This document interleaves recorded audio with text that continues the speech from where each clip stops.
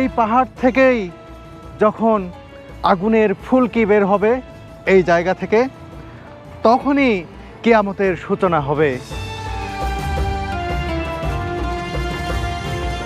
মদিনাতে অনেক পাহাড় দেখেছি, এরকম আর কোনো পাহাড় দেখি নাই। যে হেজাজ এরিয়াটা রয়েছে এইটাই সেটা পূর্ব দিকে, এবং এখানে আশেপাশে আর কোনো পাহাড় নাই। এই পাহাড়টা পুরে একদম অঙ্কার হয়ে গেছে। দেখাই যাচ্ছে যে আল্লাহর যে গজব এখানে নাজিল হয়েছিল, এটাই সেই পাহাড়। একেবারে পোড়া পাথর, কয়লা যাকে বলে সেই রকম হয়ে গেছে দেখুন।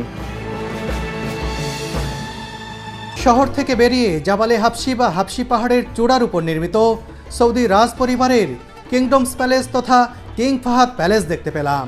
মহানবী হজরত মুহাম্মদ সাল্লাল্লাহু আলাইহি ওয়াসাল্লাম তাঁর জীবদ্দশায় বলে গেছেন, মদিনা শহরে প্রবেশের আগে দজ্জাল সর্বপ্রথম এই হাবশি পাহাড়ের চূড়ায় উঠে শহরটি এক নজরে দেখে নেবে।